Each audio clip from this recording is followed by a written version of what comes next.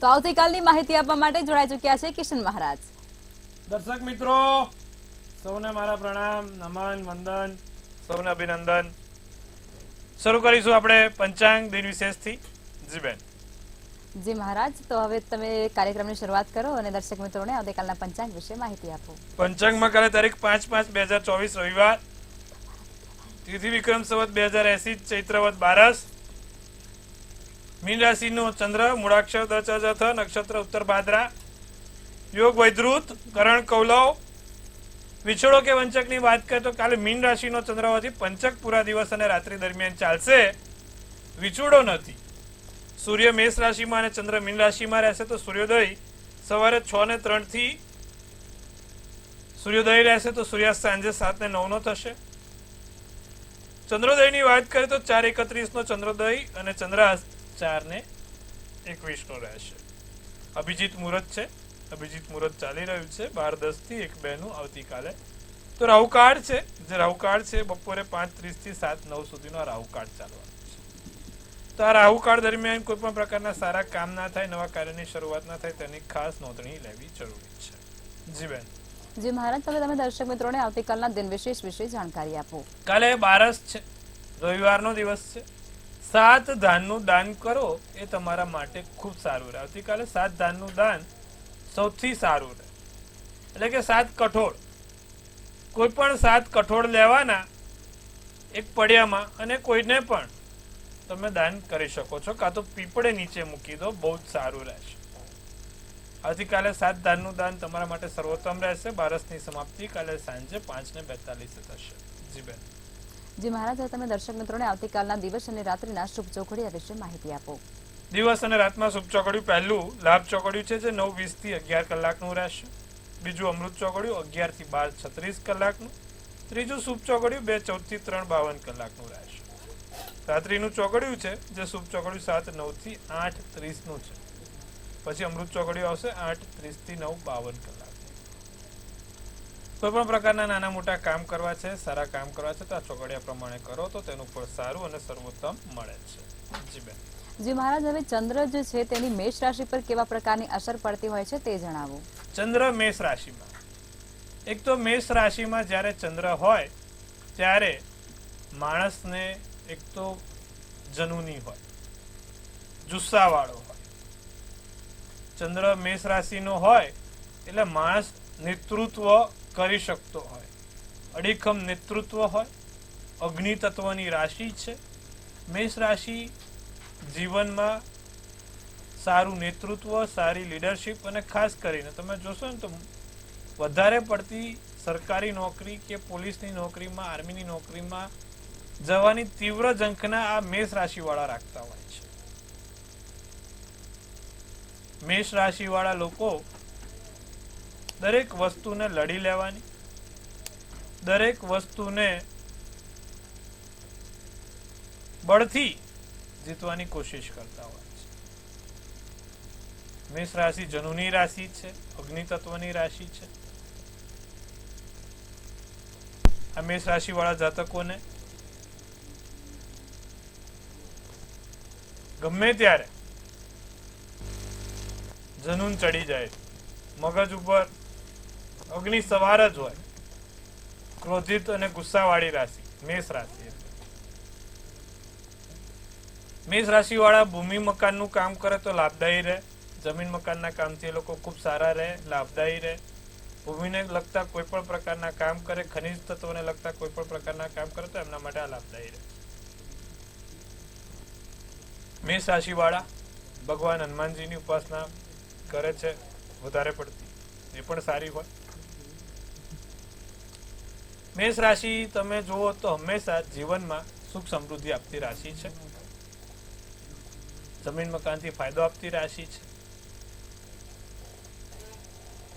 તમારી પણ જો મેષ રાશિ હોય તો તમે નિત્યક્રમ પ્રમાણે મંગળની ઉપાસના, મંગળના મંત્ર કરો.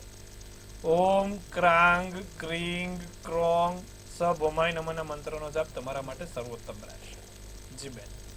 જી મહારાજ, હવે રાશિ ભવિષ્યની શરૂઆત કરીશું અને પ્રથમ 3 રાશિ એટલે કે મેષ, વૃષભ અને મિથુન રાશિના જાતકોનો આવતીકાલનો દિવસ કેવો રહેશે તે જણાવો. મેષ રાશિ વાળાને કાલે સાધન ચલાવતા ધ્યાન રાખવું. કાલે મેષ રાશિ વાળા બજારમાં જાય તો સાધન ચલાવતા થોડુંક ધ્યાન રાખે. મહત્વના કાર્ય છે તે પૂર્ણ થશે. નાના મોટા સમાચાર મળે, સાંધાનો દુખાવો રહે. પીળો શુભ કલર, શુભાંક 4. વૃષભ રાશિની વાત કરીએ તો ઉર્જાનું સ્તર સારું રહે, ઉર્જાનું સ્તર ઊંચું રહે. કોઈની જોડે નાનો મોટો મતભેદ ના થાય તેનું ધ્યાન રાખે. નાની મોટી નવી ખરીદી થશે. દિવસ સારો જશે. પરિવાર સાથે દિવસ આનંદમાં પસાર થાય. નારંગી શુભ કલર, શુભાંક 2 રહે. મિથુન રાશિ મિત્ર તરફથી લાભ થાય. ઘણી બધી મુશ્કેલી દૂર થશે. બોલવા ઉપર કાબુ રાખવો. પ્રિય પાત્ર જોડે દિવસ સારો જાય. પૂરો શુભ કલર, શુભાંક 9 રહેશે. જી બેન. જે મહારાજ હવે આગળની 3 રાશિ એટલે કે કર્ક, સિંહ અને કન્યા રાશિના જાતકોનો આવતીકાલનો દિવસ કેવો રહેશે તે જણાવો. કર્ક રાશિને કાલે ધ્યાન કરવાથી ફાયદો થાય. નવી જવાબદારી મળે. કોઈ જગ્યાએ બેદરકારી ના રાખશો. ખાસ ધ્યાન રાખવાનું, બેદરકારી ના રહે. ભાગદોડમાં આખો દિવસ પસાર થશે. લીલો શુભ કલર, શુભાંક 3 રહેશે. તો વાત કરીશું સિંહ રાશિની. બાળકો પરિવાર સાથે દિવસ આનંદમય જાય. સુખી વાળો દિવસ છે. ધાર્મિક કાર્યમાં સમય થાય. ધાર્મિક કાર્યમાં સમય વપરાય, ધન વપરાય. માનસિક રાહત મળે. મનને લગતી સમસ્યાઓ છે તે દૂર થશે અને હાસ્યમાં દિવસ પસાર થશે. ભૂખરો શુભ કલર, શુભાંક 8. કન્યા રાશિની જો વાત કરીએ તો ચાલવામાં ખાસ ધ્યાન રાખો. બહાર બજારમાં જાઓ, ચાલવામાં ખાસ ધ્યાન રાખજો કન્યા રાશિ વાળા. વેપારમાં ક્યાંક ને ક્યાંક નાના મોટા નફા જોવા મળે છે. વેપારમાં નાનો મોટો નફો જોવા મળશે. કોઈ વસ્તુ, નવી વસ્તુઓ શીખવા મળે, નવી વસ્તુઓનો અનુભવ થાય. પ્રવાસનો યોગ પ્રબળ બને છે. પીળો શુભ કલર, શુભાંક 6 છે. જી બેન. જે મહારાજ હવે કોલર જોડાઈ ચુક્યા છે સમસ્યા સાથે. હેલો હેલો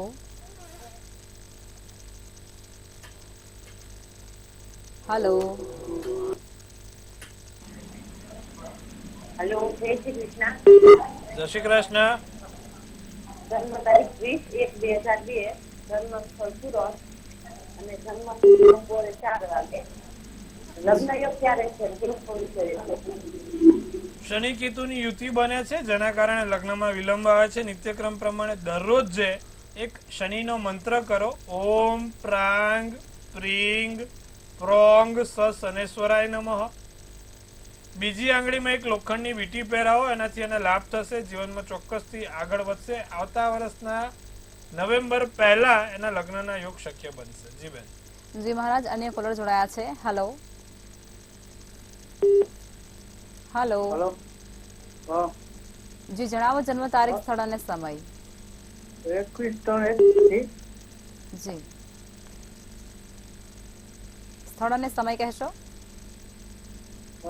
સવારે 5:15. જી જન્મ ગામ સ્થળ. વણોદ. જી આપનો પ્રશ્ન કહેશો. તો ભવિષ્ય કેવું રહેશે ને મારે બિઝનેસ માટે શું કરવું? હવે બિઝનેસમાં તમારે ગુરુ થોડો નબળો છે. બિઝનેસ માટે ગુરુ પ્રબળ જોઈએ. હવે બિઝનેસ પ્રબળ કરવો એના માટે ગુરુની ઉપાસના કરવી પડે. એક શક્ય હોય તો ગુરુ એટલે કે ભગવાન વિષ્ણુ, નિત્યક્રમ પ્રમાણે વિષ્ણુ સહસ્ત્ર નામાવલીનો પાઠ કરો.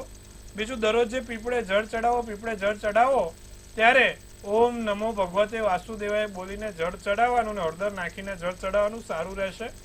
અને ગાયને પીળા કેળા ખવડાવવાથી તમને લાભ થશે. આટલું કરો, લાભ રહેશે. જી બેન.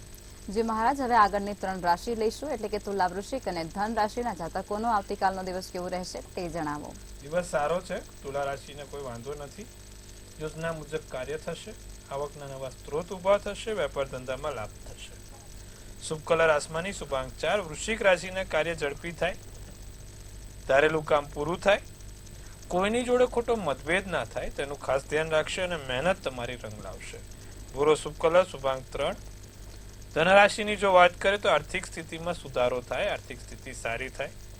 અંગત માર્ગદર્શન તમારા સંબંધ સુધારશે. અંગત વ્યક્તિઓ અંગત માર્ગદર્શન સંબંધ સુધારે.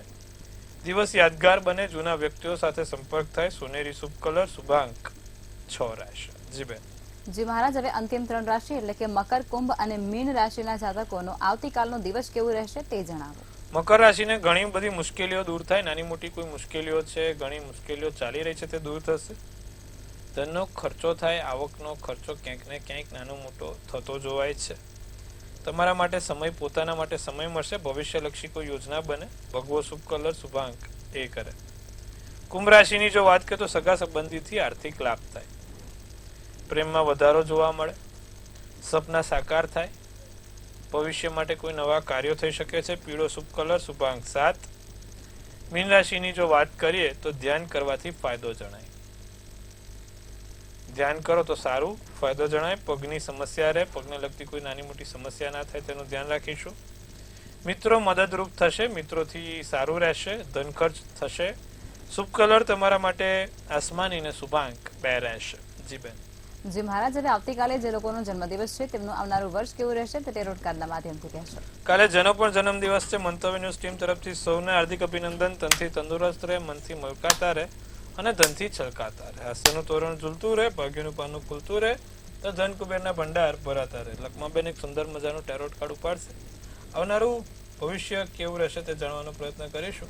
તો તેમને ઉપાડ્યું છે એસ ઓફ કપ્સ. શું સૂચવે છે એસ ઓફ કપ્સનું કાર્ડ અને શું કહી રહ્યું છે એસ ઓફ કપ્સનું કાર્ડ? એસ ઓફ કપ્સનું કાર્ડ લખી રહ્યું છે ને મેસેજ આપી રહ્યું છે કે ભાઈ love, compassion, creativity, new feeling, spirituality, intuition, new baby, proposal અને મેરેજ. બહુ બધું છે, બહુ જ સારું છે. એક તો જે લોકોના લગ્ન નથી, લગ્ન ઈચ્છુક લોકોને કોઈ સારા માંગાઈ શકે છે. નવા પ્રપોઝલ, નવી જગ્યાએથી કોઈ પણ તમારા નોકરી માટે, વેપાર માટે, ધંધા માટે કે તમારા જમીન મકાન માટે કોઈ પણ નવું પ્રપોઝલ આવશે. નવું બેબી, સંતાનની સુખની પ્રાપ્તિ પણ જોવાય છે. સાથે તમે ભગવાનના આધ્યાત્મિક ક્ષેત્રોમાં પણ આગળ જઈ શકો છો. યજ્ઞ, કથા, નાના મોટા પુનદાન કરી શકો છો. એક સરસ મજાના કોઈ ક્રિએટિવિટી વસ્તુ તમે પોતે જાગૃત કરી શકો છો. અને પ્રેમની હૂંફ આખો વર્ષ બની રહેશે. કૌટુંબિક પ્રેમ, પારિવારિક પ્રેમ અને તમને પોતાના વ્યક્તિનો પ્રેમ મળતો રહેશે. તો પ્રેમથી છલોછલ ભરેલું વર્ષ છે. ચિંતા કરવાની કોઈ બાબત નથી. આખું વર્ષ સારું અને સુંદર છે. શું કરવાથી આખું વર્ષ સારું થાય? તમે ઘરની બહાર નીકળો એટલે એક આપણે ચંદન આવે, પરાલેલું ચંદન તમારે ટીકો કરીને નીકળવાનું. જ્યારે પણ નીકળો ચંદનનો એક ચાંદલો કરીને નીકળવાનું છે. પલાળેલું હોવું જોઈએ. બરાબર છે? આટલું કરજો. આખું વર્ષ સારું જશે, સુંદર જશે અને કોઈ પણ ચિંતા નહીં થાય. જી બેન. મહારાજ, અમારી સાથે જોડાયા અને દર્શક મિત્રોને આટલી સરસ માહિતી આપી તે બદલ આભાર. મહાદેવ હર. જો હવે તમારે પણ કોઈ પ્રશ્ન હોય તો નોંધી લો. કિશન મહારાજનું સરનામું અને કોન્ટેક્ટ નંબર.